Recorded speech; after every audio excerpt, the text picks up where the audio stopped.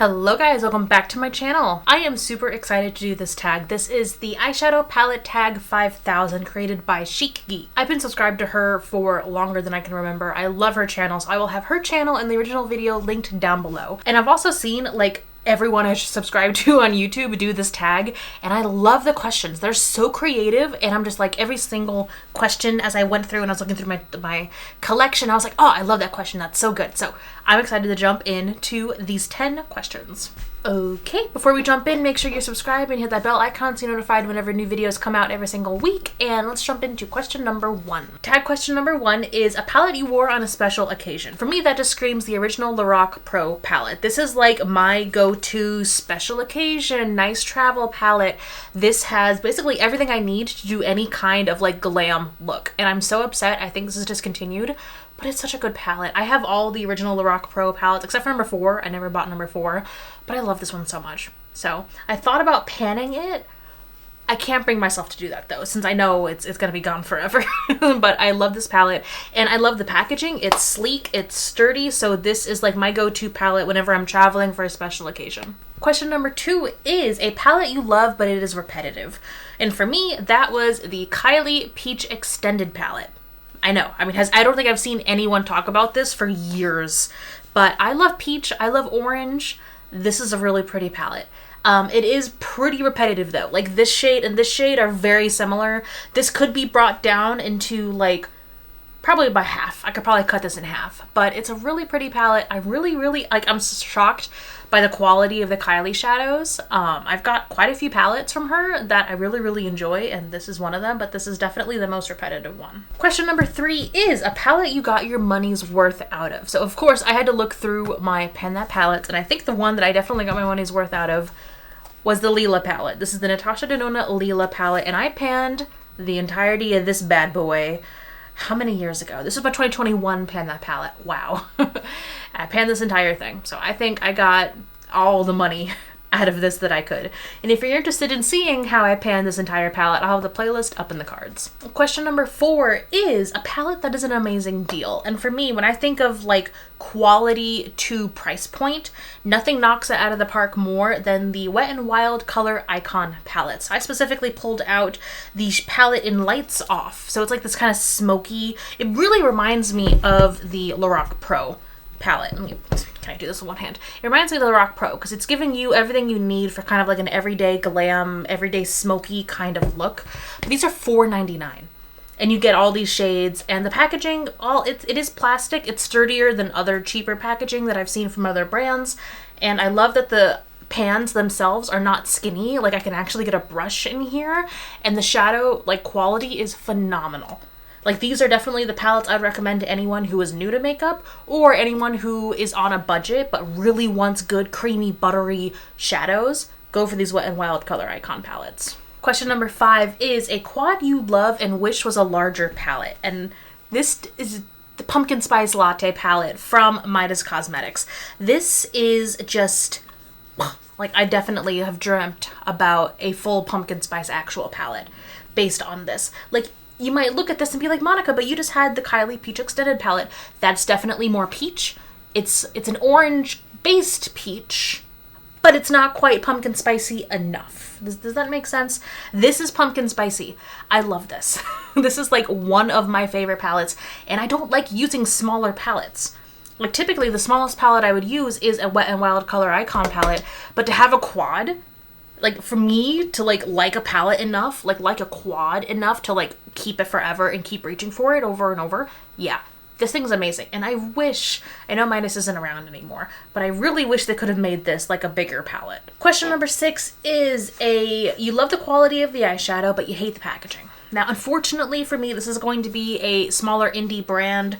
This is Necromancy Cosmetica. They are an indie brand based out of Puerto Rico, and this is their Gothic Romance palette. Now, at first, I loved the idea of this packaging because it's supposed to look like a book. Like, it's supposed to look like an actual romance novel, right? And so you pull it out, and then you've got like your separate mirror. That's really annoying. Honestly, this doesn't really stick well to the packaging, and it's tiny. It's an itty bitty little like sliver of a mirror.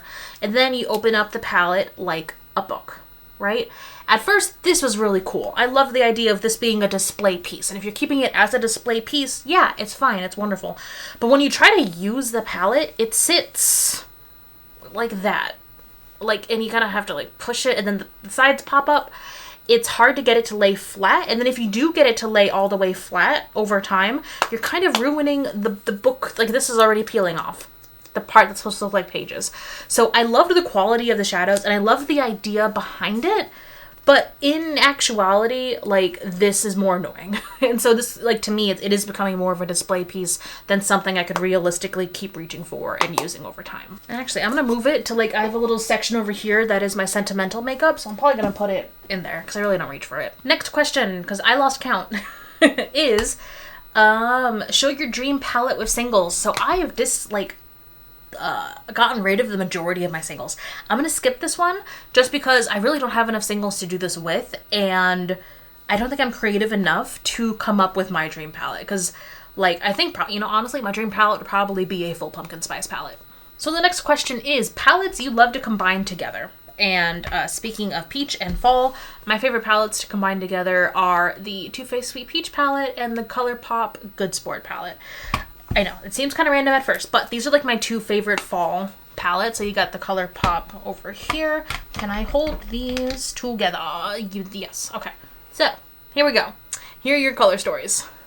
Here you go. This is the color story.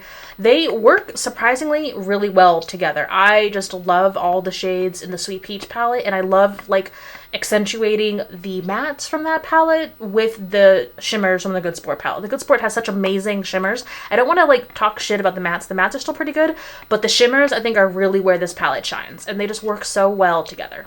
So I definitely pull these out every fall to use together, to use separately. I just found out they discontinued the Sweet Peach palette, which broke my freaking heart, and I panic bought 2 more of them on Poshmark. So I've got that, but the Colourpop Good Sport's been discontinued for a long time, and unfortunately you can't get your hands on it either. So I might have to like, well, you don't have to ration the Sweet Peach because I bought backups, but I have to ration my Good Sport. Question number 9 is a large palette you wish was smaller. Now, this to me is the BH Cosmetics Zodiac palette. I know. I love this palette. 2 bits and pieces. The eyeshadow quality is phenomenal. It's amazing. The best baked formula I found.